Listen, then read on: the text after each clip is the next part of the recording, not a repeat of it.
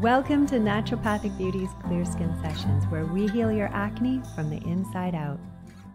Welcome, beauties, to the latest episode of Naturopathic Beauty's Clear Skin Sessions. I'm Dr. Stacey Shillington. I'm a naturopathic doctor, and I've been helping women heal their acne for over 18 years. So I've pretty much seen it all. I've done a ton of research. I've seen a lot of things that you don't want to do, a lot of things that you do want to do. And this podcast is devoted to helping you on your clear skin journey, to helping you implement some strategies that are going to help you clear your skin. And I understand what you're going through right now. I went through acne myself, and it was incredibly traumatic. It changed my personality. I went from being outgoing and pretty self-confident to, being an introvert, not wanting to see anybody and feeling really not confident at all. So I saw that complete shift in my personality. Acne is powerful. It is traumatic. It's mentally traumatic, emotionally traumatic, and physically traumatic. And the thing is, we know how to solve acne. The research is out there. We understand the root causes. We understand that it is actually a complex medical condition and many different organ systems are involved. And healing acne, it doesn't happen overnight because we have to balance the body so beautifully. But, it can happen. And that is what I want to teach you about. And that is the journey that I want to take you on. And it's a beautiful journey because not only is it about healing your physical body, but it's also about cultivating self-love. Often when many of us are thrown into this acne journey, we don't love ourselves at all. We look in the mirror, we don't like what we see, and consequently, we reject ourselves. And we don't feel a lot of love for ourselves. And learning how to love ourselves again is such a critical part of the clear skin journey, because learning how to love ourselves is actually how we learn to love our lives. It's actually how we learn to love other people. And it's actually, what I believe is our purpose here on earth. So I am so honored to help you on your clear skin journey. Now, this is week 7 of our 8-week clear skin challenge. So I'm introducing this podcast with an 8-week clear skin challenge. It's been very specifically designed to go step by step through each step. And the purpose of this challenge is to eliminate inflammation in your body. That is what I want to do. When we eliminate inflammation in the body, what happens is we're able to clearly see what needs to be healed. Often when there's so much inflammation in the bodies, there's many different things happening at once, and we can't clearly see exactly what needs to be healed. So when we eliminate inflammation, number one, your acne is going to reduce significantly. For some people, it might even disappear completely. And if that is the case for you, then I am incredibly happy for you. But if it doesn't completely disappear, then we know we need to dig deeper and we need to understand what's going on to really trigger your acne and heal it for good, so you can stop dealing with acne and you can stop letting acne control your life, because sadly, that's what happens. Acne ends up determining when we go out, when we stay in, how we feel about ourselves, how we approach dating, how we approach our career, how we approach our relationships with other people. And we want to move beyond that because life is so much more than that. So let's talk about the challenge and what we've been doing so far. So first of all, if you haven't listened to the previous episodes, if you're just jumping in right now, go back and listen to my other podcast episodes, because you want to do the steps of the Clear Skin Challenge in sequence. So far we've eliminated dairy. We've found you your perfect breakfast that you love. We've talked about breathing to help reduce stress. We've talked about drainage. We've talked about quitting sugar. We've talked about eliminating constipation, and we are ready to move on to the next step. And I am really excited about this step because it's including protein at every meal. And protein is essential for clear, healthy skin. I've seen many patients over my career of 18 years, and most of them are not eating enough protein. And this is a huge miss. This is a huge blank spot in our healthcare, journey, because protein is the most important nutrient that we can consume. That is why it is so important for clear skin. So I'm just going to share a little bit about what protein does, and you will see why it is the most important food that we consume. So, of course, protein is going to repair our body tissues, including the skin. Protein also makes enzymes in our body, and enzymes are responsible for every single cellular process that takes place. So if we don't have enough protein in our diet, we are not optimizing the function of our body. Protein also makes hormones. Protein is an important building block for bone, blood, cartilage, muscles, and skin. So if we don't have enough protein in our diet, we cannot have strong, healthy tissues. Protein also balances blood sugar and insulin levels. I'm going to talk a little bit more about that in a minute because it's so directly related to acne. Protein also stabilizes mood. It assists in energy metabolism and cellular function, and it's also the cornerstone of the immune system. So there's no other macronutrient that performs as many actions as protein. So, when you think of protein as something that you can take or leave with a meal, I want you to start thinking about it differently because protein is essential, especially as we get older, but especially as we're growing too. I don't think there's any stage in our life where we should, not have enough protein in our diet.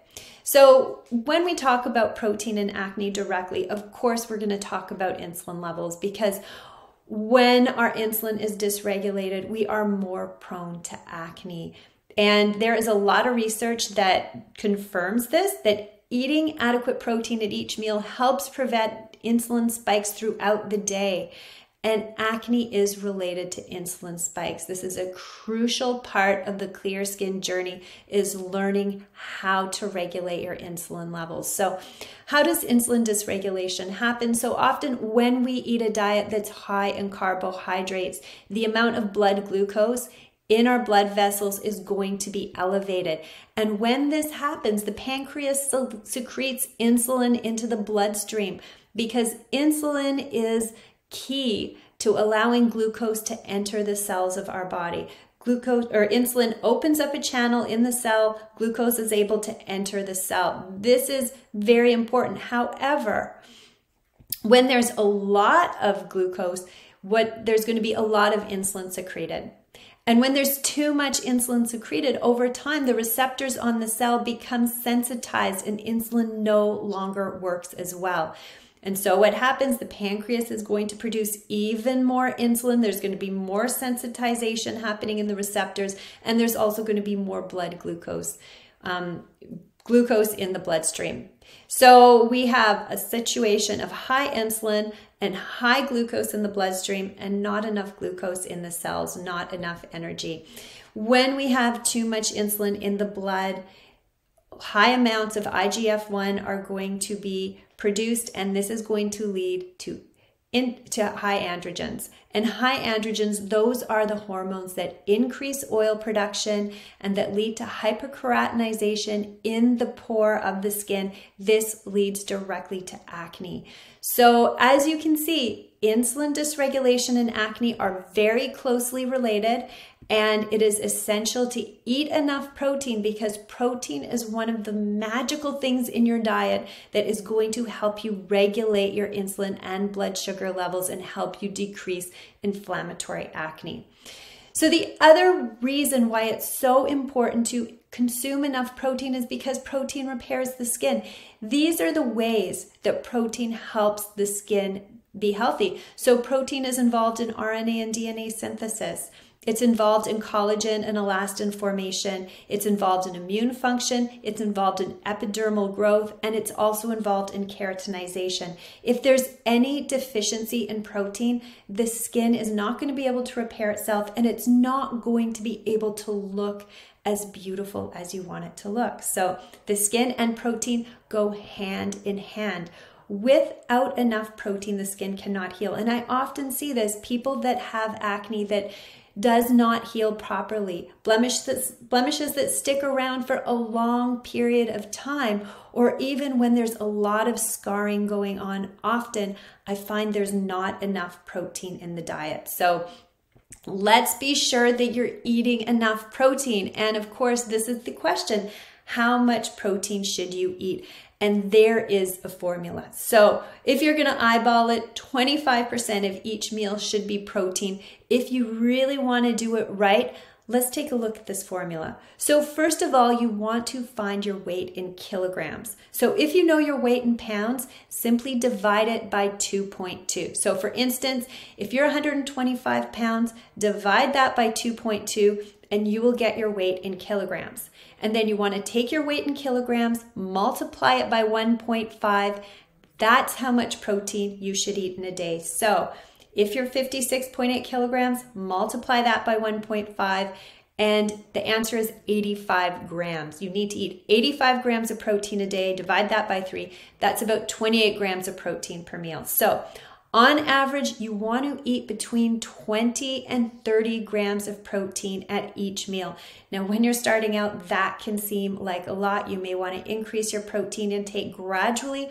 For me, it is a lot. I'm really happy with 20 grams of protein per day. I find that feels really good for me, but I need that at every meal. And if I don't get that protein in every meal, I feel it in my body. I experience it in my sleep, in my energy, in the way my skin looks, in the, my mood. If I go a month without eating enough protein, I'll even see it in my hormonal cycle. So protein is so important. It has to be a consistent habit that you institute. 20 to 30 grams of protein with each meal. So, and then another question many people pose to me is, can you eat too much protein? Yes, absolutely. You can eat too much protein. You can stress your kidneys.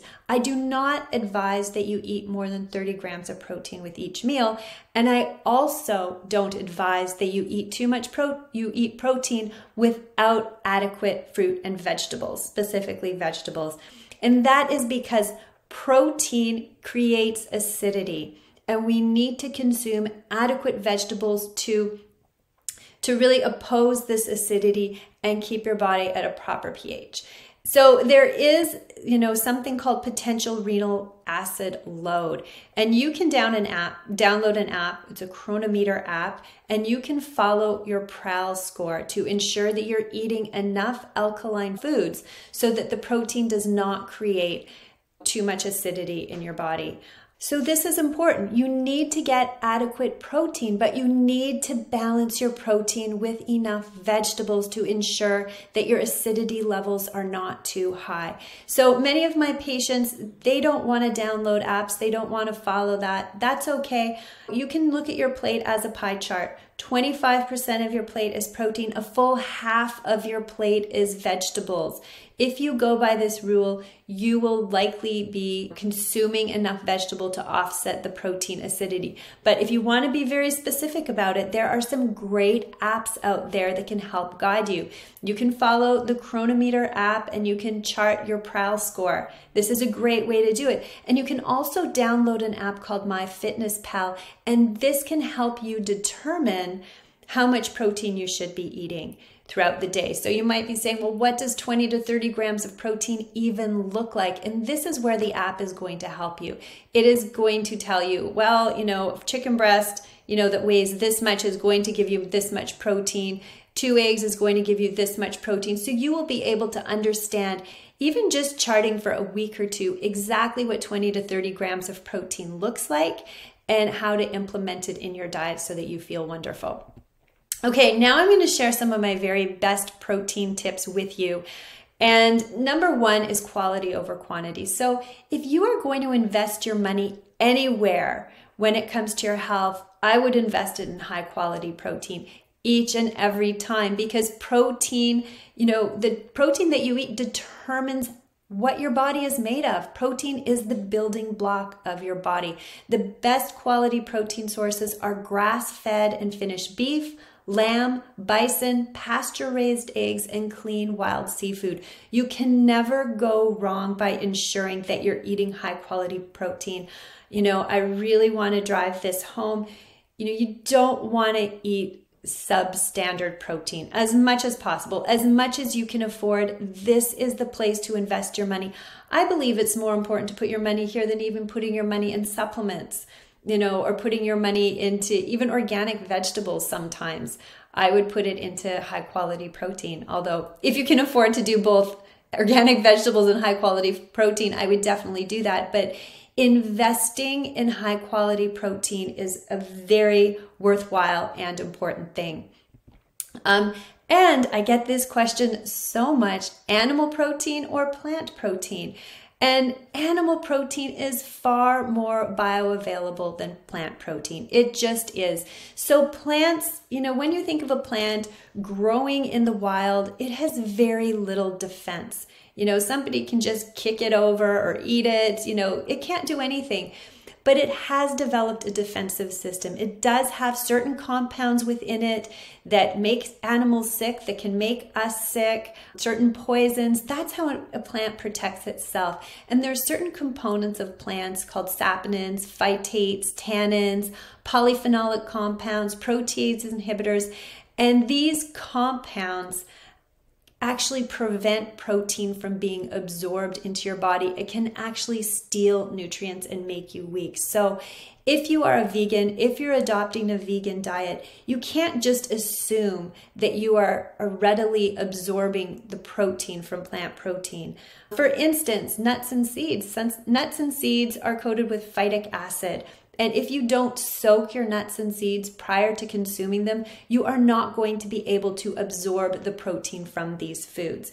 And most vegans that I know, they actually don't know that. They don't know they need to soak. So if you are a vegan, if you're devoted to a vegan lifestyle, you still need 20 to 30 grams of protein, and you need to work with somebody that understands how to properly prepare vegan protein so that you can get the nutrients that you require. So for me, I was a vegan for 4 years. I wanted to be a vegan so badly. I've been a yogi since 1995. I love the lifestyle. I love animals. I really put my best effort into being a vegan. It did not work for me. By the end of 4 years, I was incredibly sick. My skin was flaring. I couldn't sleep. I had headaches. I had no energy. My hormones were a mess. And starting to increase my animal protein was one of the key things that helped me recover. I personally need animal protein. I've read a lot and I follow the blood type diet in many instances with my patients. And I find that blood type actually can determine what protein is best for you. And I find generally that people that have blood type O tend to do better with an animal-based diet versus a vegan diet. So, it's very interesting to talk about what types of proteins are best for us, what types of proteins are more bioavailable. And it's a really important discussion to have because not many people know that vegan protein is not necessarily bioavailable. We have to be very careful about that. And, in my practice over 18 years, I find people that do consume animal protein in general tend to be a lot healthier unless they really understand how to do veganism properly. Okay, you also need to balance muscle meat with collagen. So this is really interesting. So methionine is an amino acid that's found in muscle meat, and glycine is an amino acid found in collagen and organ meat. So when you have too much methionine and not enough glycine, this can accelerate aging, which is why it's important to balance your muscle meat intake with collagen, bone broth, and organ meats.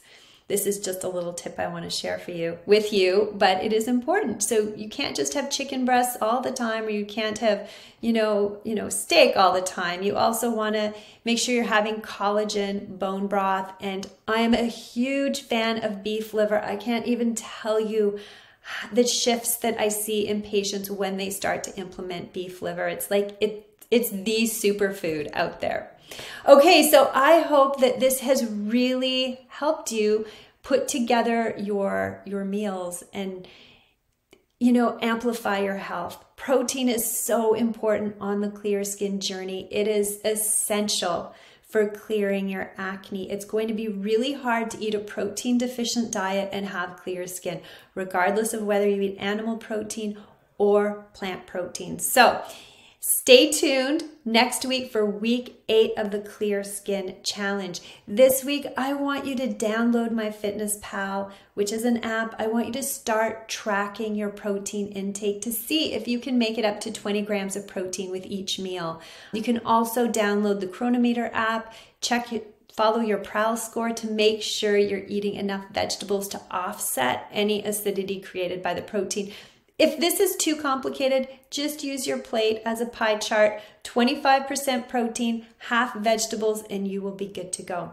Okay, if you want to know more about my 4 pillars of clear skin and how I treat acne, check out my free Clear Skin Masterclass. Link is in the show notes. I go into detail about testing, about the protocol that I've put together for my patients. And if you just want to work with me and want to get started right away, book a call. The link is in the show notes. You can talk to my team and they will tell you more about my clear skin strategy.